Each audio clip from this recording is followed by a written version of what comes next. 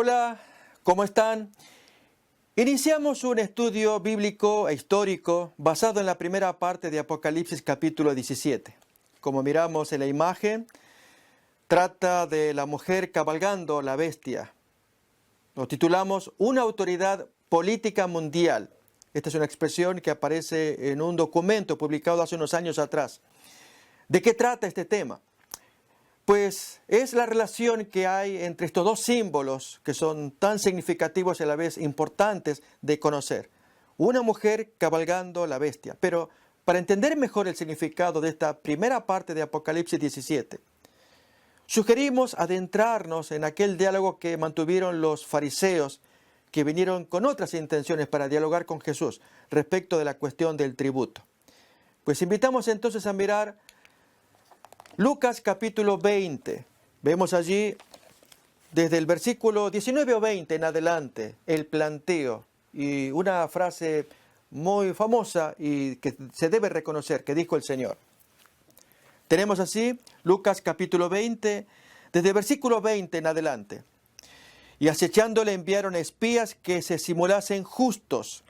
Este es el único uso en el Nuevo Testamento de un verbo que tiene que ver con hipocresía. Es interesante.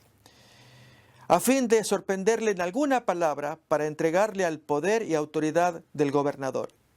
Y le preguntaron diciendo: Maestro, sabemos que dices y enseñas rectamente y que no haces acepción de persona, sino que enseñas el camino de Dios con verdad. ¿Nos es lícito dar tributo a César o no? Pero él, comprendiendo la astucia de ellos, les dice: ¿por qué me tentáis? Mostradme la moneda. ¿De quién tiene la imagen y la inscripción? Y respondiendo dijeron: de César. Pues les dice Jesús: dad a César lo que es de César y a Dios lo que es de Dios. Que esta expresión sea la base de lo que vamos a estudiar. Para Jesús era muy importante la separación de ambos poderes. En lo que cabe al César, denle lo que le corresponde. Si él libró el impuesto, de lo cual la moneda es símbolo, o cualquier otro documento u orden, u ordenanza estatal, gubernamental, pues ríndanle el servicio y la obediencia que ellos requieren. Pero en las cosas de Dios, ríndanle a Dios lo que Dios quiere también. Vamos a ver si este principio se cumple en el desarrollo de este estudio de Apocalipsis capítulo 17, la mujer montando la bestia. Para apreciar en plenitud el contenido del capítulo, sugerimos que vaya acompañado del siguiente capítulo, esto es, la actuación de parte de Dios. Mientras que el capítulo 17 desarrolla plenamente las andanzas del poder humano, la relación de la iglesia y el Estado. Por otra parte, en el capítulo 18 aparece la participación de Dios, mediante dos símbolos claros, dos ángeles, el primero que baja del cielo con una gloria que llena toda la tierra y un mensaje. Y luego, posteriormente, otro ángel misterioso, colaborador, que apoya la obra del primero. Para ello vamos a estudiar el presente capítulo que hemos titulado Estado e Iglesia, el caso de una esposa ninfómana. Pero antes, miremos el contenido de los capítulos que componen este estudio. Dijimos el primero, Iglesia, Estado, el caso de una esposa ninfómana. Y ya miraremos qué relación tiene este problema y qué es ninfomanía con respecto a la iglesia. Pero los restantes capítulos podemos mirar también una autoridad mundial, sus orígenes modernos. Crisis planetaria que se produjo en un momento en el planeta y que favoreció la actuación de la autoridad. La autoridad disputando terreno, palmo a palmo. Y desde el capítulo 5 miraremos ya propiamente los textos bíblicos, pseudo-mesianismo revelado, tanto con documentos no bíblicos y cuanto más con la ayuda de la palabra de Dios, particularmente Apocalipsis. Luego, el capítulo 6, dos trinidades enfrentadas. Los dos grandes poderes o trinidades, la del cielo, tal como revela la palabra de Dios, contra una trinidad en forma de parodia que le hará frente. También asimismo los embajadores respectivos, pero esta vez enfrentados. Babilonia la Grande, supremacía y caída. Y finalmente el tiempo de la actuación del Señor. Vamos entonces a mirar, este estudio es el primer capítulo, iglesia está el caso de una esposa ninfómana. ¿Qué es la ninfomanía?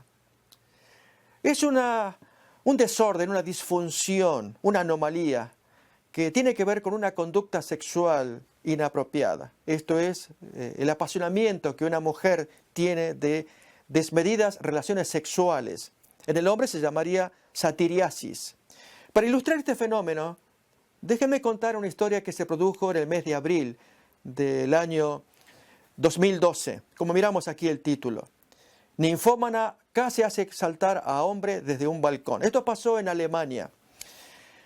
Resumiendo la historia, se cuenta de esta mujer apasionada en práctica sexual, que ella invitó a un hombre que conoció en un bar a su domicilio.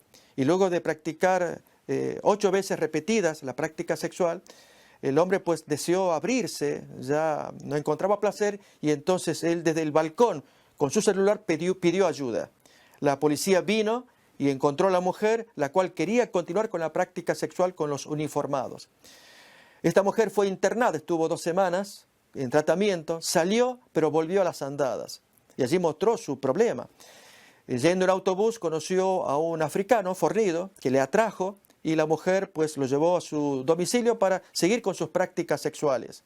Luego de 36 horas corridas, el hombre sumamente agotado apenas si podía caminar y la mujer exigiendo más actividad, él logró abrirse, salir y desnudo en la calle pidió auxilio. Pues cuando se la miró a la mujer estaba ya exhausta y así se la pudo otra vez internar. Notemos, no solamente este caso, hay muchos que son conocidos y uno puede buscar con esta identificación, ninfomanía, este desorden de la desmedida práctica sexual. El punto es, ¿qué relación tiene esto con la iglesia? ¿O qué relación tiene con la palabra de Dios? Ya lo vamos a mirar, pero recordemos, sírvanos esto como antecedente para entender lo que es la práctica ninfómana. Bien, la palabra de Dios en Apocalipsis revela a una iglesia. En el capítulo 12, pues miramos allí el símbolo de una mujer hermosa, la esposa de Cristo, vestida de sol, coronada de 2 estrellas, con la luna debajo de sus pies. Lógicamente, si vemos el símbolo de la mujer, hoy nos preguntaríamos, allí se habla de una esposa de Cristo, pero ¿cuántas iglesias cristianas hay hoy actualmente? De acuerdo a la Enciclopedia Mundial Cristiana de David Barrett, publicada por 1980, este hombre hizo un estudio de cuántas iglesias cristianas había en el mundo. Y según él, para ese tiempo, había unas 20.200 aproximadamente.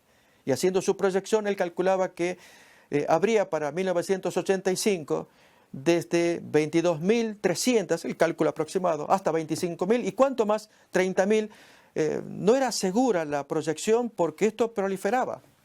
Tanto que, de acuerdo a diferentes países, yo recuerdo el caso del mío, en Argentina, para cierto tiempo había 5.500 iglesias inscriptas en el registro de culto. En México, miren acá, según este informe de la Secretaría de Gobierno, para el año 2014, febrero, habría inscritas asociaciones que registraron allí como asociaciones cristianas unas 102.368 asociaciones cristianas. Y como se puede mirar allí, los nombres de cada una de ellas. Iglesia evangélica de aquí, de tal nombre, iglesia evangélica de tal otro nombre, etcétera, etcétera. Entonces queda en pie la pregunta, ¿cuántas iglesias cristianas hay que pudieran estar representadas en esta mujer vestida de sol de Apocalipsis capítulo 12? Pues la misma Biblia nos trae la respuesta, y es que solamente hay 2. La mujer pura, que representa la esposa de Cristo, según Apocalipsis 12, y una mujer ramera, prostituta, ninfómana, de acuerdo a Apocalipsis 17. ¿Decimos ninfómana? Sí, miremos el texto del capítulo 17 y leámoslo para descubrir esta anomalía, esta disfunción de una iglesia que se separó de Cristo y busca el poder que lo tenía en Jesús, pero lo busca ahora de los reyes, de los gobernantes, de los poderes terrenales, para tener lo que no tiene de parte de su marido, ese poder. Leamos el texto. Te mostraré la sentencia contra la gran ramera. Notemos cómo la palabra de Dios le llama a la mujer, una prostituta. la que está sentada sobre muchas aguas, con la cual han fornicado los reyes de la tierra, y los moradores de la tierra se han embriagado con el vino de su fornicación. La palabra de Dios muestra a esta mujer que carga, además de su vestimenta, que luego se va a describir, carga un cáliz, una copa llena de vino. Y también se le dice vino de fornicación y de abominaciones. Esto nos muestra a una mujer que da a beber un vino con el cual seduce y aún entontece al cliente de turno. Leamos el texto. Y la mujer estaba vestida de púrpura y escarlata. Reparemos los colores.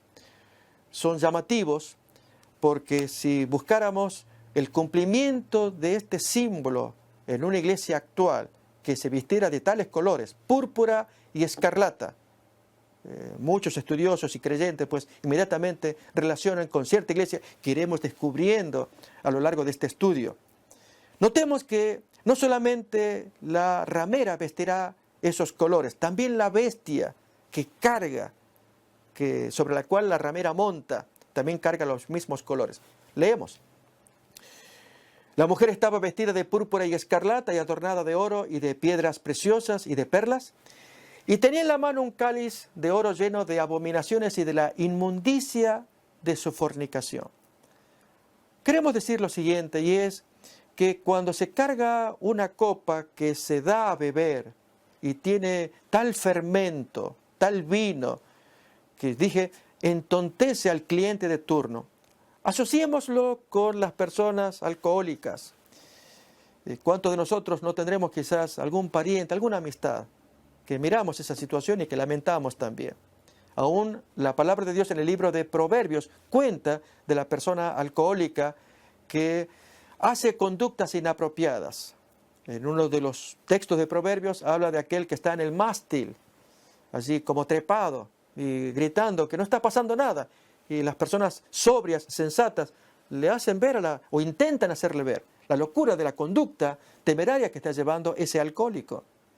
Bien, lo que resumimos es que el alcohólico está entontecido, no entiende, hace cosas de diablura. Déjeme decir algo más. Yo recuerdo en mi niñez, en Argentina, tenía un vecino de mi mismo apellido. Y el hombre era alcohólico y venía a mi casa, a mi madre que era enfermera, y le pedía alcohol de quemar. Mi madre pues le decía, señor Contreras, ¿le podemos ayudar? Yo soy enfermera, dígame qué le está pasando, qué le está doliendo, yo le puedo ayudar a curarse. Y el hombre decía, no, solamente deme el alcohol de quemar. ¿Quiere alguna gasa, algún algodón? Por favor, si lo tiene también. Y mi madre pues le daba y el hombre luego desaparecía. Y se lo veía allí como escondido en algún lugar. ¿Qué es lo que hacía con el alcohol y el trapo, la gasa, el algodón? Él lo mojaba, lo embebía y luego se lo ponía directamente donde estaba el hígado. Imagínense la escena.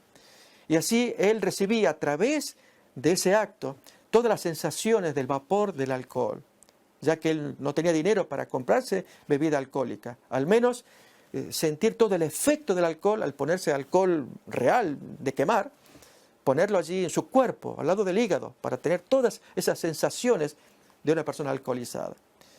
Notemos, el que está alcohólico está entontecido, no entiende, está embriagado, está adicto. Bien, apliquemos este hecho de acuerdo al texto bíblico. ¿Qué ocurre con los moradores de la tierra? ¿Qué ocurre con los reyes de la tierra que toman este vino que entontece, que adormece, que anestesia los sentidos y la gente no puede entender lo que claramente se quiere mostrar? Y queridos amigos, lo que queremos mostrar es que en ese vino poderoso, donde hay mucho poder para embriagar, allí anida la fuerza de su poder, como cuando el texto vamos a leer ahora, nos dice que estaba lleno de abominaciones. Y uno se preguntaría, ¿qué es lo que tiene esa mujer? ¿Cuál es su magia? Pues al mostrar el vino y hacerlo beber y quedar uno entontecido, no logra discernir lo que otros pueden mirar claramente. ¿Qué cosa es?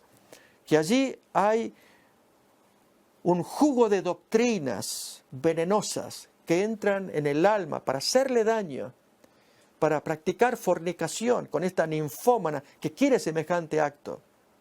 Y lógicamente, esta mujer hace este acto, lleva su gozo. Aún el texto nos va a decir más sobre ese cáliz en los versículos que siguen, que no vamos a mirar, solamente estos primeros, para que aprendamos la lección de que es tan importante para el hombre sensato, sobrio, advertir que la mujer quiere que todos beban de esa copa y practiquen su fornicación. Leamos lo que sigue todavía en el versículo 5. Y en su frente tiene un nombre escrito, un misterio. Babilonia la grande, la madre de las rameras y de las abominaciones de la tierra. Notemos que al llamársele madre de rameras, pues vamos a mirar que hay otras mujeres involucradas en este comercio. Ella es la principal, es la madre, es la jefa. Y las otras actúan como ella. El punto que importa ahora es, ¿a qué se refiere todo esto? ¿Qué significa este simbolismo? De eso queremos hablar. Vamos entonces a adentrarnos más de lleno en este estudio. Comparemos entonces las dos mujeres. Una que es la genuina esposa de Cristo. La otra que fue antigua esposa de Cristo. Pero la Biblia le va a llamar ramera. Decimos antigua esposa porque el Antiguo Testamento revela este hecho en textos como Ezequiel capítulo 16 o capítulo 23, que muestra al pueblo de Dios que se separa de su marido. El Señor pues le llama una ramera, una prostituta, que se acuesta con los caminantes, en fin, textos fuertes de contenido sexual, para que el creyente moderno pueda percibirlo en el lenguaje claro y aún en la figura que se utiliza, en la que estamos todos acostumbrados, lo que representa una infidelidad o una traición de parte de una esposa que debía su lealtad a su marido, y en lugar de ello, pues, se apartó del marido para dedicarse allí a comerciar con otros que son ajenos a la relación entre esa mujer, esa esposa y su marido. Vamos a ver en más detalle con los textos que nos van a ilustrar. Este es el primero, que nos lo trae el apóstol Pablo en 2 de Corintios capítulo 11. Lo leemos ahí. Porque os celo con celo de Dios, como un amigo que lleva a la novia para presentarla a su flamante marido. Porque os celo con celo de Dios, pues os he desposado con un solo esposo, para presentaros como una virgen pura a Cristo. Notemos, la iglesia, al unirse a Cristo, se convierte en una esposa pura. Pero aquí, miren la advertencia en el siguiente versículo. Pero temo que como la serpiente con su astucia engañó a Eva, vuestros sentidos sean de alguna manera extraviados de la sincera fidelidad a Cristo. ¿Cómo los sentidos con la astucia de Satanás pueden ser capturados y uno verse engañado? Pues es lo que queremos estudiar. Y de a poquito iremos mirando que el símbolo que Dios escogió, la de una prostituta y sobre todo ninfómana, que arde en pasión, vamos a verlo ilustrado perfectamente en la relación de una iglesia que se separó de su primer marido y se unió en situaciones muy complicadas, como miraremos. Primeramente, veamos en esta imagen el significado de los símbolos de fieras que representan los animales en las visiones y en las figuras que Dios utiliza para enseñarnos sus verdades. Leemos el texto de Proverbios 28:15, tal como dice en hebreo: león rugiente y oso agresivo. En la traducción de la Reina Valera 60 dice oso hambriento. En verdad, la palabra agresivo o hambriento se refiere a cuando el oso embiste con fuerza, con furia. Por eso se pone la traducción oso agresivo que embiste con furia. Es el gobernante impío sobre el pueblo pobre. En otras palabras, en los símbolos de la Biblia, cuando hay profecía simbólica como contiene el libro de Daniel o Apocalipsis y aparecen animales, representan a los poderes de la tierra, gobiernos, reyes, o como dice el texto, gobernante sobre el pueblo pobre, pero un gobernante impío. Ahora imagínense a una esposa de Cristo montando una bestia. Bien, vamos a ver a continuación en esta imagen. Esto es lo que nos quiere representar Apocalipsis capítulo 17. La que fuera una hermosa mujer, engalanada para su marido, y que le pertenecía a su marido, ahora ella está montando, llevando su poder sobre un animal que representa un gobierno. El significado entonces en el texto bíblico ahora de Apocalipsis capítulo 17. Pero antes repasemos los textos de Corintios. Os celo con celo de Dios, pues os he desposado con un solo esposo para presentarnos como una virgen pura a Cristo.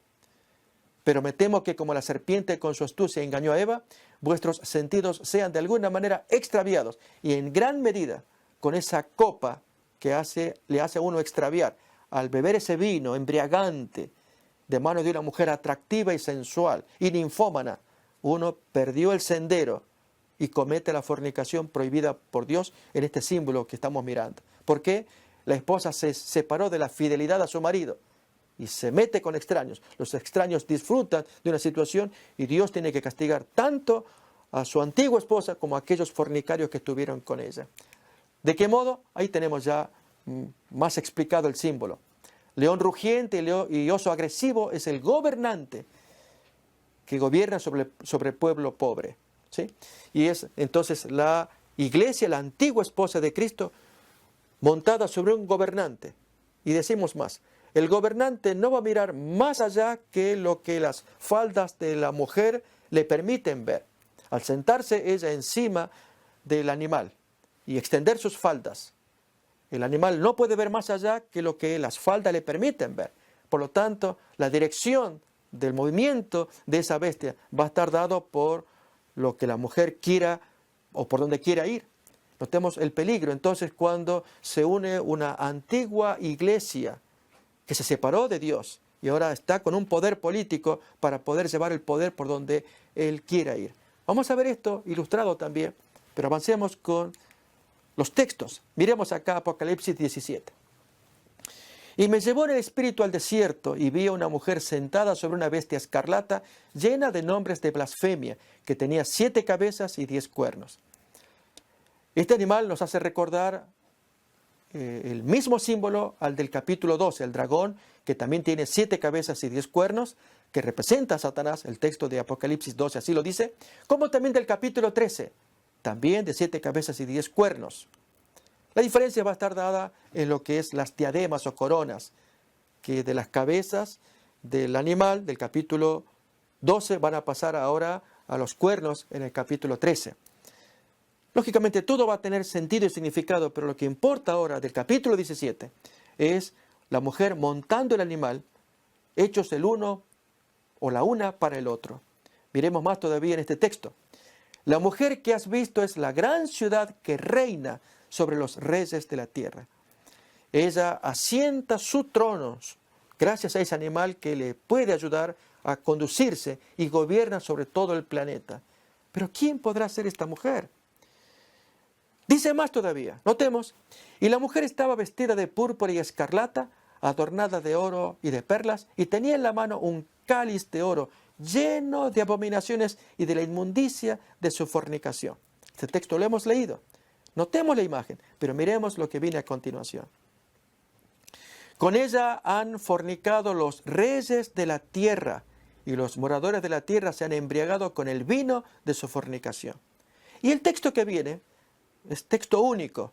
Lo vamos a leer, pero lo vamos a entender con una traducción moderna también. Miremos lo primero. Porque todas las naciones han bebido del vino del furor de su fornicación. Permítanme retraducir el texto en un lenguaje coloquial para que se entienda. Es muy importante entender la relación entre la ramera y el poder que se le acerca. Tanto los reyes, gobernantes, presidentes, en fin, los que tienen poder, como los moradores, el público en general. El texto dice, porque todas las naciones han bebido del vino, permítame decirlo, y con respeto, han bebido del vino del ardor de su calentura. ¿Se entiende lo que es una ninfómana ahora? La mujer arde, allí su cuerpo y todo lo demás arde de tener contacto con los reyes de la tierra. Leemos al comienzo arriba, con ella han fornicado los reyes, presidentes, los que tienen poderes de gobierno en la tierra, y los moradores de la tierra, de la misma manera, que se embriagan con ese vino lleno de fornicación. ¿Qué está pasando aquí? Bien, vamos a ver entonces ahora el cumplimiento de este símbolo, pero rastreándolo con la mejor buena intención, como el texto bíblico nos lo enseña. Y nos estamos refiriendo a la iglesia de Roma. Pero miremos acá cómo era la iglesia en el primer siglo. Como vemos en esa imagen. Cómo pudo haber sido la iglesia de Roma cuando el apóstol Pablo escribió su carta, la carta a los romanos, en el año 58 de la era cristiana. Leamos los textos. Esto es Romanos capítulo 1 y aún el capítulo 11. Dice así: a todos los que estáis en Roma, amados de Dios, llamados a ser santos, gracia y paz. La palabra santo significa consagrado o separado. Por lo tanto, Dios llama a esos hijos de Dios, a esos creyentes, como separados del mundo, llamados a ser santos. Y si el creyente se mantiene en esa situación de estar separado, Dios lo bendice. Pero cuando se mezcla con el mundo, va a haber problemas. Ya Jesús lo había dicho: yo no te pido que los quites, que los saques del mundo, sino que los guardes del mal. Ellos tienen que ser levadura en el mundo. Bien, miren cómo sigue más. Doy gracias a mi Dios mediante Jesucristo con respecto a todos vosotros, de que vuestra fe se divulga por todo el mundo. Efectivamente, la fe de la gente de Roma, de la iglesia que estaba nada menos que en la capital del Imperio Romano de aquel tiempo, primer siglo. Acordémonos de los grandes emperadores, que allí Tiberio, Claudio, Nerón, y especialmente Nerón, cuando 6 años después de enviar esta carta a la iglesia de Roma, desató la feroz persecución por buscar culpables de la quema de la ciudad de Roma. El 19 de julio del año 64 de la era cristiana. Se desata la persecución, que fue terrible, el castigo, el peso de la ley civil contra culpables que son inocentes. Absolutamente nadie sostiene que los cristianos hubieran incendiado Roma. De hecho, historiadores de la época, como Suetonio o Tácito, que cuentan de esos eventos, le atribuyen la responsabilidad al mismo Nerón. Pero notemos esto, que como consecuencia de la fe que había entre esos creyentes, aún producida la quema años más tarde, eso fortalece la fe de la iglesia de Roma, que muestra por todos lados que era una iglesia que estaba anclada en Dios. Los creyentes se aferran a Dios, cumplen la voluntad de Dios, y en la capital del imperio la fe se divulga por todos lados, en toda región, en toda ciudad donde hubiera iglesia cristiana. Miran a la iglesia central, diríamos de la capital federal, como se dice en Argentina, o del Distrito Federal, como se dice en México, o donde, como queramos decirlo, de la parte central del país. Bien, esto era la iglesia de Roma, y todos observaban cómo se comportaban, la iglesia y su pastor. Como prueba de ello, acordémonos de Clemente de Roma, que él escribió una carta en el año 95. Famoso pastor de Roma, querido. La carta es larga. Se la llama la primera carta a los Corintios. Hay una segunda carta a los Corintios, pero se ignora su autoría. Se sabe con certeza que la primera sí la escribió Clemente en ese año, el año que se escribió el Apocalipsis también. Y el hombre allí le escribe con ánimo de ayudar a esos corintios a que recuperen la paz, el orden, y que sigan las instrucciones de quien fuera su fundador, el apóstol Pablo. Acordémonos que Pablo había trabajado en aquella iglesia de Corinto. Y ahora Clemente de Roma, aproximadamente unos 40 años más tarde, él escribe esta carta. Pero lo hace en un tono tan amoroso, tan amable, humilde, aunque era líder de esa iglesia. Él no habla de su posición para imponer autoridad, como veremos en otras circunstancias, en la misma iglesia de Roma, tiempo después. Lo cierto es que esta iglesia se mantiene pura.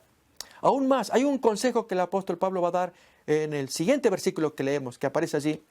Porque no quiero, hermanos, que ignoréis este misterio, para que no seáis arrogantes, pedantes, engreídos en cuanto a vosotros mismos. Entre tanto, la iglesia, la esposa de Cristo, se mantuviera atada a su marido, no habría ese riesgo del engreimiento. Ellos tenían que mostrarse humildes y dar ejemplo, como lo hacía la iglesia de Roma en ese tiempo, y cuanto más cuando sobrevino la persecución, y cuando escribe a un Clemente de Roma, aquella famosa primera carta a los Corintios. Pero aquí que con el paso del tiempo hay cambios, como miramos allí. Ya la profecía de Pablo también lo decía, solo que no era fácil ubicar dónde podría cumplirse lo que leemos ahora. Nadie os engañe en ninguna manera, porque no vendrá Cristo sin que antes venga la apostasía y se manifieste el hombre de pecado, el hijo de perdición, el cual se opone y se levanta contra todo lo que se llama Dios o es objeto de culto, tanto que se sienta en el templo de Dios como Dios, haciéndose pasar por Dios. Segunda carta a los Tesalonicenses, capítulo 2. Un texto elocuente de la aparición de una caída o apostasía, que Jesús no volvería a la tierra sin que aparezca semejante caída de la iglesia. Y sobre todo, las características de esa caída, que habría alguien que se sentaría en el trono haciéndose pasar por Dios y que lo que él enseñara o hablara estaría en contra de la voluntad de Dios. Si repasamos el texto, el cual se opone y se levanta contra todo lo que se llama Dios o es objeto de culto, porque lo que enseña va en contra de la voluntad de Dios, eso iremos mostrando. Por lo tanto, hacía falta que estas cosas aparecieran. No sabemos en los designios de Dios por qué Él lo permitió. Recordemos que deja en nuestras manos el libre albedrío. Y en esta iglesia que si no hizo caso al inicial consejo de Pablo, no seáis arrogantes en cuanto a vosotros mismos, habíamos leído. Manteniendo esa condición de humildad, pues podían preservarse de semejante peligro. Pero aquí estamos mirando entonces, y en la imagen, la iglesia de Roma en su desarrollo posterior. Veámoslo más claramente en este caso. Y este es un ejemplo contundente, totalmente opuesto a lo que pasó allí en el tiempo del primer siglo. Nos referimos a la querella de las investiduras. Quizás sea uno de los casos más sonados y evidente del tema que se quiere presentar, una esposa ninfómana. Esto es, que ya se separó de Cristo para buscarse nuevos maridos. Y nos estamos refiriendo al gran conflicto que ocurrió entre los años 1075 y 1122. Fue un conflicto de poder.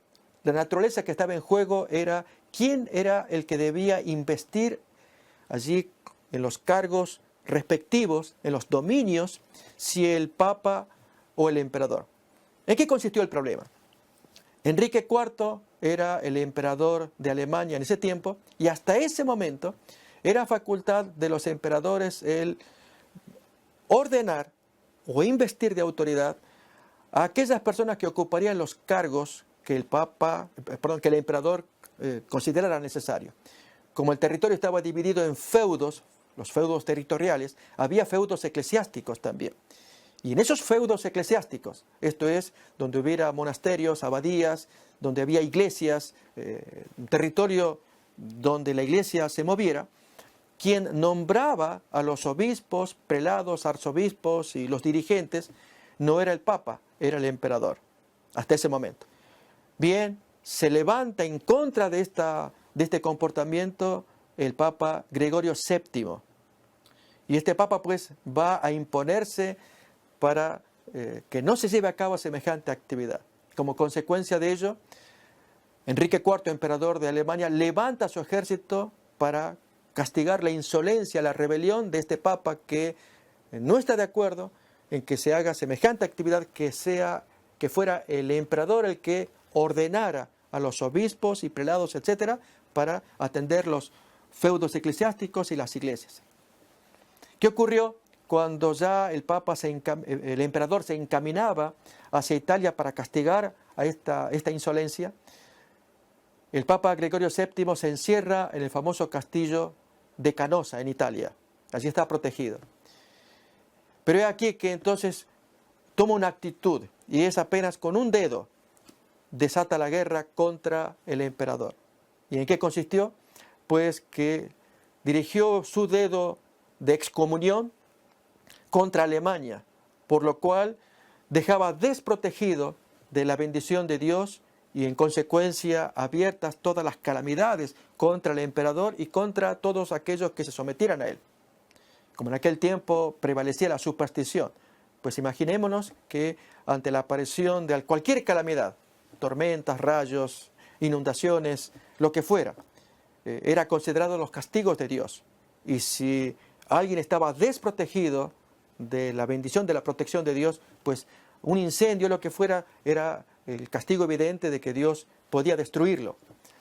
En consecuencia, tanto el pueblo como el ejército del emperador Enrique IV entra en desobediencia. No van a aceptar el liderazgo del emperador porque el Papa Gregorio VII desde Roma envió su excomunión mediante un dedo.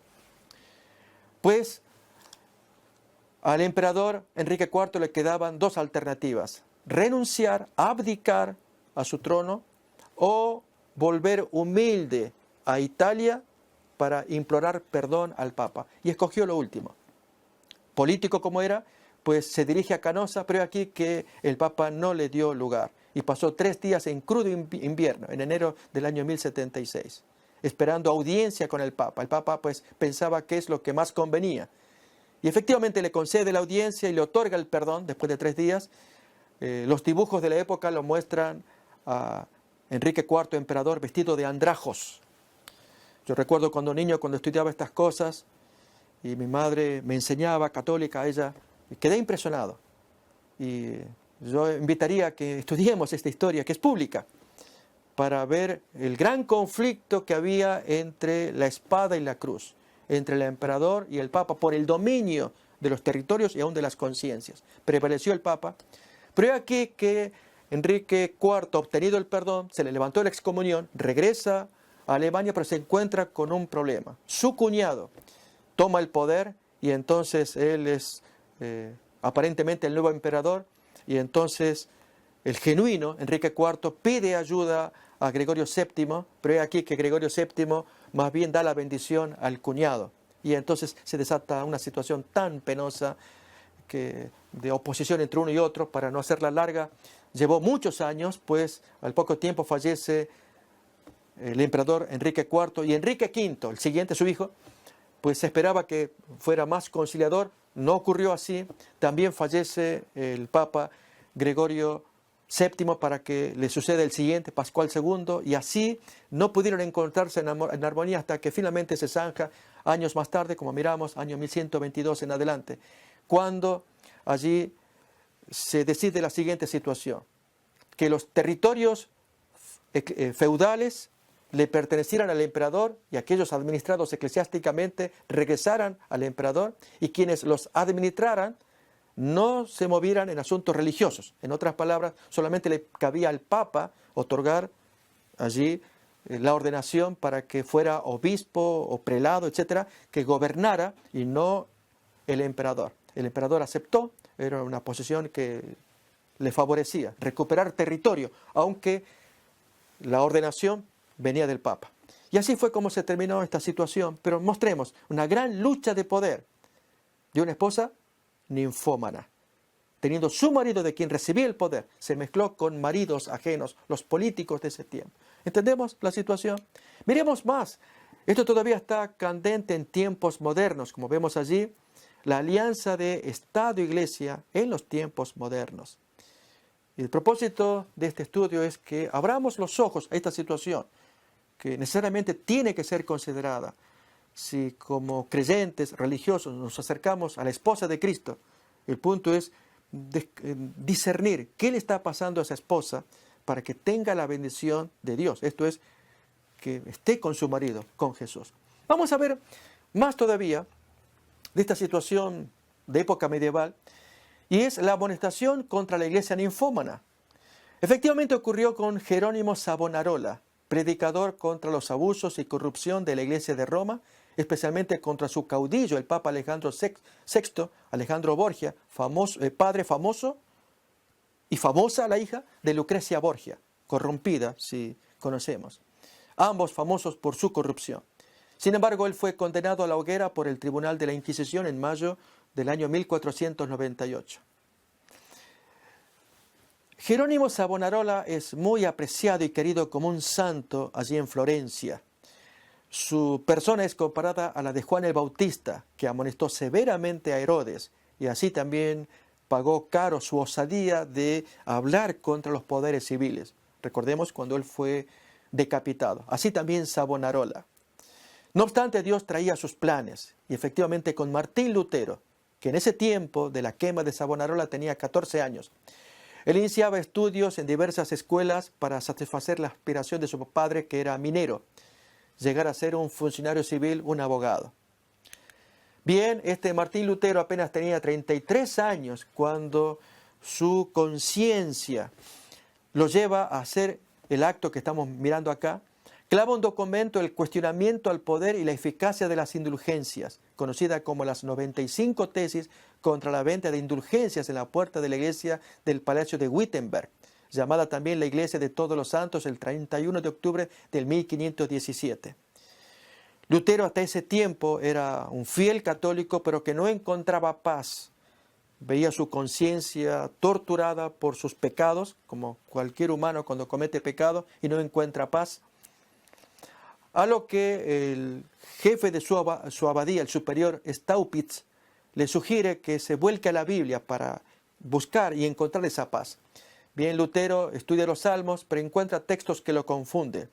Él, asustado por la justicia de Dios, en la concepción humana es darle a cada uno lo que le corresponde. Por lo tanto, la justicia de Dios es caerle con rigor allí el peso de la ley contra su alma pecaminosa. Pero encontraba en algún salmo que decía que Dios salva por su justicia. ¿Cómo podía salvar con una justicia con la cual Él ajusticia a la gente? Quedaba confundido. Hasta que fue a Romanos, y en Romanos encontró allí, como él dijera más adelante, los portales abiertos del paraíso. Esto es, los textos en el capítulo 1, de que el justo por la fe vivirá.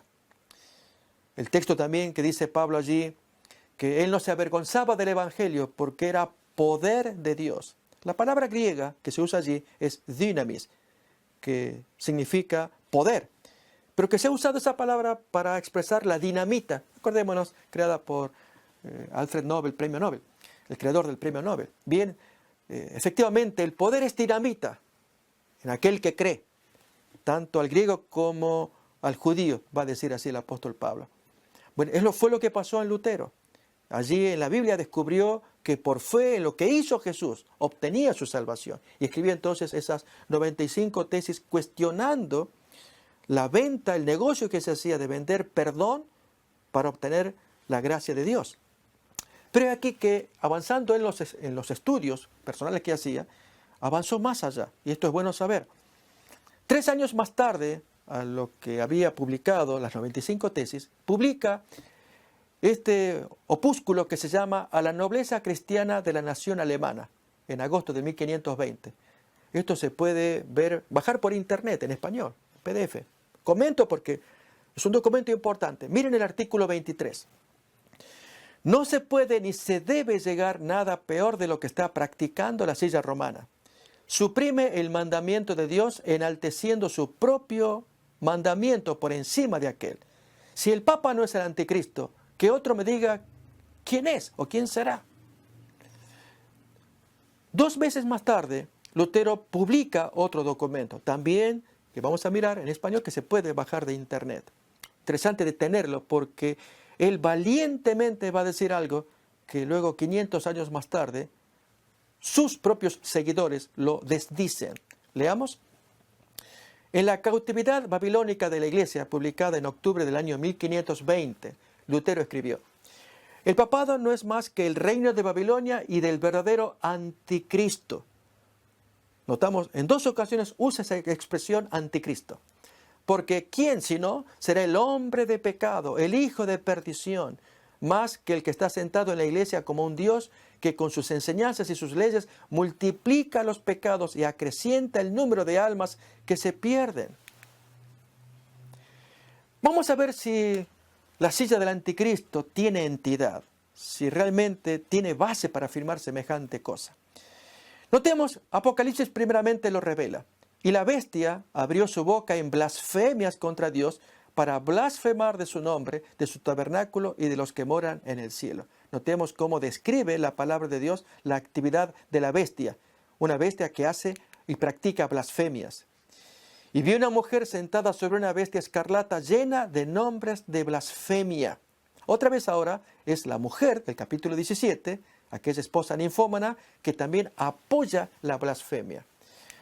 Lógicamente sería bueno definir qué es blasfemia de acuerdo al Nuevo Testamento. Por lo menos tenemos 3 conceptos claros que se aplican a Jesús. 2 de ellos al menos. Miremos. Le respondieron los judíos a Jesús: por buena obra no te apedreamos, sino por la blasfemia, porque tú, siendo hombre, te haces Dios. Notemos entonces que, de acuerdo a la Biblia, es una blasfemia que aquel, siendo mortal, se yerga, se establezca como Dios. En el caso de Jesús no aplica. Él es el Hijo de Dios, Él es Dios. Pero un mortal que se hace pasar por Dios, eso es blasfemia. Notemos el segundo caso. Entonces los escribas y los fariseos comenzaron a cavilar diciendo: ¿quién es este que habla blasfemias? ¿Quién puede perdonar pecados sino solo Dios? Nuevamente, esta acusación dirigida a Jesús no cabe en él, porque Jesús, siendo Dios y siendo Hijo de Dios, Él tiene el poder de perdonar pecados. De hecho, en ese capítulo de Lucas 5, lo revela al curar al hombre. Pero que un mortal se arrogue semejante derecho de perdonar es blasfemia. Y miremos todavía más. Esto dijo Jesús: todo pecado y blasfemia será perdonado a los hombres, pero la blasfemia contra el Espíritu Santo no les será perdonada. Mateo 12. La pregunta es: ¿y qué es blasfemia contra el Espíritu Santo? Imperdonable. Lo aclara el siguiente versículo en palabras de Esteban, a punto de ser ya apedreado. Dice: duros de cerviz e incircuncisos de corazón y de oídos, vosotros resistís siempre al Espíritu Santo, como vuestros padres, así también vosotros. Y dichas estas palabras, pues lo apedrearon. El resistirse al Espíritu Santo conduce a la persona a una blasfemia. ¿Será que esto lo podemos ver en el que Lutero llamó el anticristo? Bien, aquí tenemos esta primera imagen, la triple corona papal, que ya por última vez luce el papado en la persona de Pablo VI, lo que decimos la tiara, que compone de 3 coronas. Varían los significados de la corona. Allí, básicamente, él es el gobernador de todos los gobiernos de la tierra, aún del cielo y la tierra, y vicario de Cristo. Es una de las interpretaciones, pero hay otras más. Gobernador del cielo, la tierra y de las partes inferiores. Pero lo que importa es que esa triple corona, cuyo significado se debate, ¿a qué representa? Es una triple corona. Y entonces uno se preguntaría que un mortal lleve 3 coronas. Es más, en ocasiones en que se ha pronunciado que Él es Dios en la tierra para decir las cosas que se deben hacer. Eso es blasfemia. O miremos este otro ejemplo. Cuando en el año jubilar de la misericordia, que en un momento más vamos a ver más detalle, desde diciembre del 2015 hasta noviembre del 2016, el Papa da permiso para perdonar a mujeres que hayan abortado. Esto va en contra de los cánones de la Iglesia Católica, pero que un mortal pueda designar o delegar en otros mortales la capacidad de perdonar este o cualquier otro pecado, cuando solamente le cabe a Dios el perdonar. ¿No es esto una blasfemia? Es Dios el único que puede perdonar, reitero, este o cualquier otro pecado. O aún la tercera blasfemia, la resistencia al Espíritu Santo. Con el dogma de la infalibilidad papal, que se va a estudiar en el siguiente capítulo de esta serie, Una autoridad política mundial. Allí se ve claramente que este sistema pues se recluyó para no escuchar más la voz del Espíritu Santo. Cuando el hombre decreta un dogma, habla en forma infalible e irreformable. Bien, como consecuencia de este dogma y especialmente de un documento emitido por Pablo VI, llamado De la dignidad humana, Hans Küng, que estamos mirando acá, él publicó un libro que causó un impacto en sus días. Él se lo reconoce como el teólogo contra el Papa. ¿Por qué? El título del libro ya lo decía. ¿Infalible? Una pregunta. ¿Por qué? Porque el documento del Papa, que había publicado poco tiempo atrás, pues allí se hablaba de que era pecado o pecaminoso que la familia católica recurriera a los métodos contraceptivos para impedir la fertilización. En otras palabras, utilizar condones profilácticos, el DIU o cualquier otro método de contracepción era pecaminoso, era pecado. Y entonces allí Hans Küng que había participado en ocasión del Concilio Vaticano II.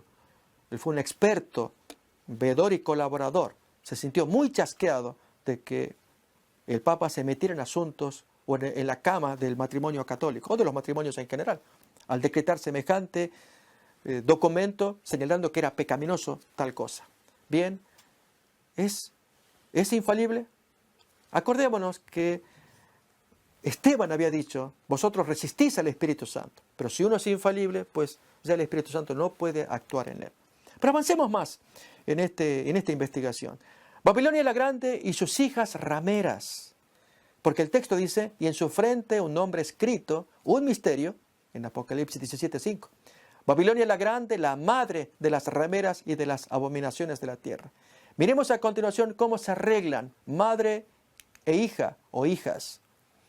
Por causa del 500 aniversario del nacimiento de Martín Lutero, se firma en mayo de 1983 una declaración conjunta de la Comisión Mixta Católico-Luterana titulada Martín Lutero, testigo de Jesucristo. Allí el acuerdo que hay para ese tiempo. Es interesante que para ese tiempo, cuando se acercan las partes, la parte católica que dijo frases muy atractivas y pronunciada por el Papa de aquel tiempo, Juan Pablo II, que decía, en Lutero reconocemos un maestro de la verdad, a lo cual los luteranos debían hacer su propia declaración. Y ellos, agradeciendo esa expresión de reconocer en Lutero un maestro de la verdad, los luteranos agregaron, agradecemos, pero lamentamos a la vez que nuestro líder, nuestro maestro principal Lutero, se haya excedido en las cosas que él escribió. Muchas cosas son de educación, de ilustración, pero en lo que no estamos de acuerdo con él es en cómo se expresó del Papa, diciendo que era el anticristo. Y agregaron, esto se debió no tanto a estudios teológicos, sino por la naturaleza alemán, su naturaleza aria. Esto es, por ser sangrón, enojón, puso allí que el Papa era el anticristo. Por lo cual nosotros no estamos de acuerdo con Lutero. Lógicamente, la parte católica aceptó la explicación. Bien, el punto que importa es ahora que valdría la pena leer algún texto que quiero compartir de esta situación que se está viviendo actualmente, de la unión entre la Iglesia Católica y la Iglesia Luterana, dije yo, que están armonizando la ramera con sus hijas. Creed en Jehová vuestro Dios y estaréis seguros. Creed en sus profetas y seréis prosperados. Nos dice Crónicas, capítulo 20, acerca de escuchar, de estudiar y aceptar cuando aparece voz profética. Pues ya lo predecía Apocalipsis en este texto que leemos, en capítulo 19 y capítulo 22. El ángel acompañante de Juan llama profetas, estoy resumiendo el texto, a sus compañeros de servicio, consiervos que llevan el espíritu de la profecía. Bien, un texto que comparto a continuación, que contiene, como Lutero en sus días, alimento que abría la mente. Así pasa con este texto que leemos a continuación del conflicto de los siglos, y que reconocemos a aquellos que estudiamos estas cosas como el espíritu de la profecía, escrito por Elena White. Leo así, los protestantes consideran hoy al romanismo con más favor que años atrás. En los países donde no predomina y donde los partidarios del Papa siguen una política de conciliación para ganar influjo, se nota una indiferencia creciente respecto a las doctrinas que separan a las iglesias reformadas de la jerarquía papal. Entre los protestantes está ganando terreno la opinión de que al fin y al cabo en los puntos vitales las divergencias no son tan grandes como se suponía y que unas pocas concesiones de su parte los pondrían en mejor inteligencia con Roma. Tiempo hubo en que los protestantes estimaban altamente la libertad de conciencia adquirida a costa de tantos sacrificios. Enseñaban a sus hijos a tener en aborrecimiento al papado y sostenían que tratar de congeniar con Roma equivaldría a traicionar la causa de Dios. Pero cuán diferentes son los sentimientos expresados hoy. Sigue más la lectura, que es sumamente interesante. Allí estamos poniendo la imagen para aquellos que la quieran leer, tomada del libro Conflicto de los Siglos. Todavía más allí, y que cuánto desearíamos comentar esta lectura, pero la podemos ubicar en las páginas 619 y 620. Pero leemos esta última parte de la página 628, mientras las iglesias protestantes han estado buscando el favor del mundo, una falsa caridad las ha cegado. Se figuran que es justo pensar bien de todo mal, y el resultado inevitable será que al fin pensarán mal de todo bien. En lugar de salir en defensa de la fe que fue dada antiguamente a los santos, no parecen sino disculparse ante Roma por haberla juzgado con tanta o con tan poca caridad y pedirle perdón por la estrechez de miras que manifestaron. ¿Será que tenemos que pedir perdón? Pues esto es lo que está pasando actualmente. Que durante el año jubilar de la misericordia, en diciembre 8 del 2015 hasta el siguiente año, noviembre 20, Lutero se había levantado contra este decreto de poner un año para perdonar pecados. Pero aquí estamos mirando al presidente de la Iglesia Luterana Mundial, Munib Yunan, celebrando el acuerdo, el encuentro con Francisco I. La pregunta que nos hacemos es, ¿los luteros modernos dónde están para señalar el mismo fenómeno que Lutero denunció en sus días, que un mortal pudiera otorgar perdón a hombres? Bien, lo que sí ocurrió es que alguien protestó, y es de la misma Iglesia Católica. Me refiero al portador del Vaticano, Federico Lombardi. Él explicó que la decisión del Papa no es una atenuación de la gravedad del pecado del aborto, que estaba prohibido en los cánones católicos, perdonarlo.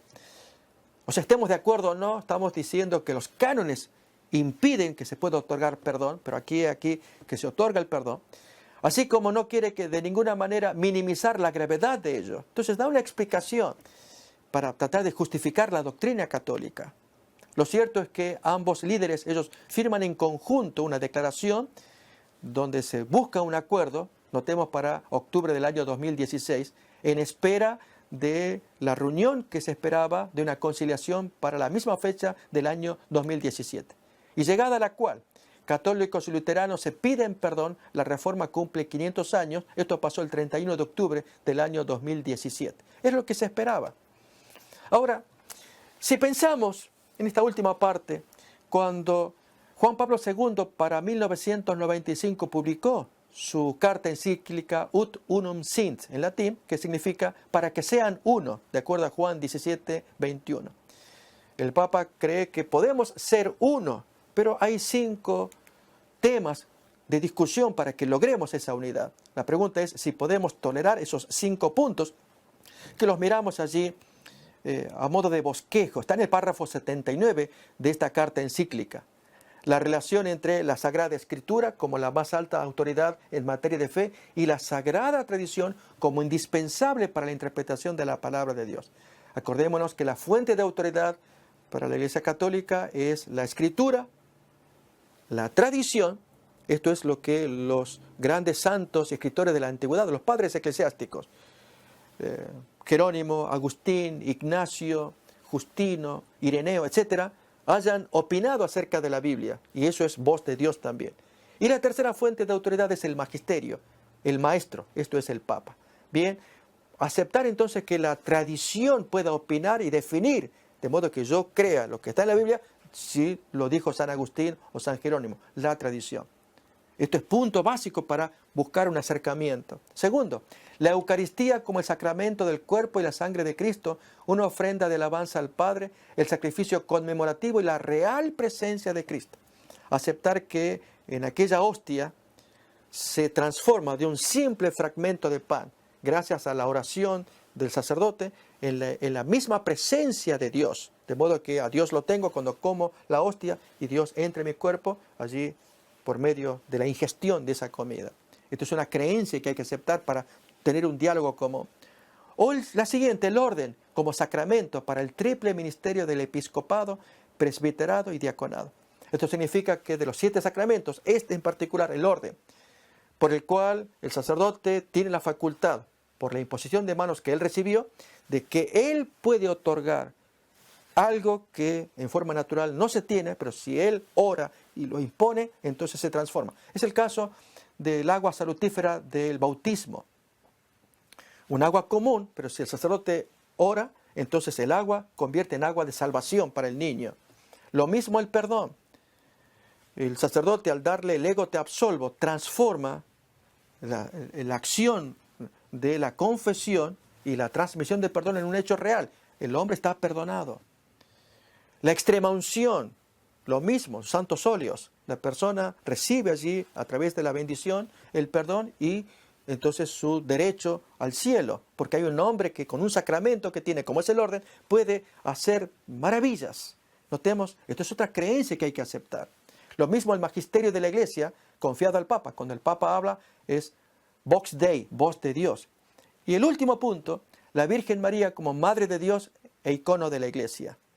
María Virgen es la mujer más excelente que jamás haya pisado la tierra, al haber criado, educado a Jesús, y por el hombre que tenemos allí, como es nuestro Maestro y Dios a la vez. Pero de allí a creer que María, Madre de Jesús, sea Madre de Dios, e incluso más, que intercede, como leemos también allí, intercede por los discípulos de Cristo, es un salto muy grande, pues se roba un derecho que le pertenece a Dios, que lo ganó en la cruz del Calvario cuando Jesús muere por los hombres. Él se gana el derecho de interceder por esos hombres. Pero aquí que su mamá, pues allí es la que intercede, es un tema de conflicto, pero forma parte de la mesa de discusión. Nuestra propuesta, queridos amigos, es si Juan Pablo II trajo en sus días, 1995, en aquella carta encíclica Ut Unum Sint, y leíamos el párrafo 79, los 5 puntos básicos para poder llegar a un acercamiento. Más bien, tomar las palabras que están también en el Evangelio y que están puestas aquí, pero traídas en lenguaje de latín y dichas por gente secular. Interesante que hasta gente del mundo esto lo puede mirar. Voy a invitar a que miremos el texto de San Juan, el capítulo 17. Allí donde aparece el Ut Unum Sint en latín, para que todos sean uno, hay una porción previa que vale la pena tomar. Y es el versículo 17 en adelante, que dice así: santifícalos en tu verdad, tu palabra es verdad. Como tú me enviaste al mundo, así yo los he enviado al mundo. Y por ellos yo me santifico a mí mismo, para que también ellos sean santificados en la verdad. Santificados, consagrados, separados allí donde hay verdad. Tu palabra es verdad. Y versículo 21, para que todos sean uno. Notamos que llegamos a ser uno sobre una base, una plataforma que se llama verdad. Miremos cómo lo dijo Aristóteles. Él fue discípulo del famoso filósofo Platón. A su vez Platón, discípulo de Sócrates. Y Aristóteles, él publicó un libro que se llamó Ética a Nicómaco. Él tiene frases parecidas, pero aquí que alguien que hizo una vida de Aristóteles, Amonio Hermias, del siglo V, él publicó lo siguiente. Leemos ahí. Amicus Plato, sed magis amica veritas. Amicus Plato. Platón es amigo. Yo soy su discípulo Aristóteles. Platón es mi amigo. Sed magis, pero más amica es la verdad. Podemos ser amigos, pero más es la verdad. Ella es mi amiga. Y queridos amigos, queremos decir que podemos ser amigos y que no querríamos ser amigos de cuántas iglesias y aún cuánto más de la iglesia mayoritaria, del papado. Pero el texto nos dice, seamos amigos de la verdad y sobre la plataforma de la verdad podemos entonces construir nuestra amistad. Así, queridos amigos, terminamos este primer capítulo que titulamos Estado e Iglesia, el caso de una esposa ninfómana, de esta serie que invitamos a mirar en varios capítulos, una autoridad política mundial. Hasta el siguiente encuentro, que Dios los bendiga.